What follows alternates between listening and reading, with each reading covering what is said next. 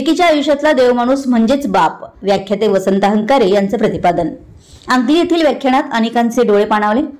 जीवनात येणाऱ्या प्रत्येक संकटाला पहाडासारखा भिडून आपल्या लेकराला काहीच कमी पडू देत नाही असा देवमाणूस म्हणजे बाप असतो. मुलांच्या जीवनाला आकार देणारा खरा देवमाणूस म्हणजे बाप असतो, असे उद्गार सुप्रसिद्ध व्याख्याते वसंत हंकारे यांनी अंकली येथे काढले. अंकली येथे दिनांक 19 रोजी दुपारी 4 वाजता रक्षाबंधन निमित्त मराठा मंडळाच्या वतीनं दमलेल्या बाबाची कहाणी, जे बाप समजून घेताना, या विषयावर मराठा सांस्कृतिक भवन येथे व्याख्यानात ते बोलत होते. यावेळी बापाविषयी बोलताना ते म्हणाले की बाप आपली कर्तव्य अनेक अडचणीवर मात करून पार पाडत असतो. आजच्या मुलींनी बाप म्हणून राबणाऱ्या माणसाला दोन्ही बाजूनी समजून घेतलं पाहिजे.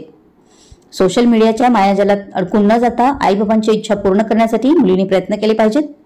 शिकण्याच्या वयात शिक्षणच घेतले पाहिजे. इतर अवास्तविक गोष्टींकडे दुर्लक्ष करणं हिताचं असतं.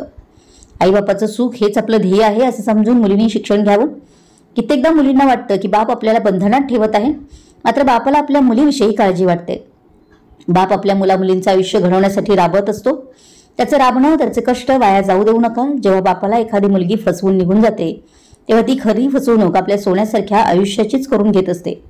हे आयुष्य उद्ध्वस्त झाल्यावर तिला कळतं, म्हणून बापाची शिकवण ही आपल्या आयुष्याला दिशा देणारी आहे असं समजून आईवडिलांच्या कष्टाचं चीज होईल असं आपण वागलं पाहिजे, असा सल्ला त्यांनी आपल्या व्याख्यानातून दिला. यावेळी त्यांनी उपस्थित मुलामुलींना आईवडिलांना फसवणार नाही अशी शपथ घ्यायला लावली.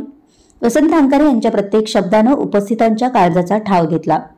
त्यांच्या भावनिक भाषणातून अनेकांचे डोळे पाणावले. या कार्यक्रमास ग्रामपंचायत अध्यक्ष अजित उमराणे, वीरासिंग घोरपडे, परशुराम कोठीवाले, संगीता घोरपडे, मराठा मंडळाचे अध्यक्ष रावसाहेब माने यांची प्रमुख उपस्थिती लाभली. मराठा मंडळाच्या वतीनं व्याख्याते वसंत हंकारे यांचं स्वागत करण्यात आलं.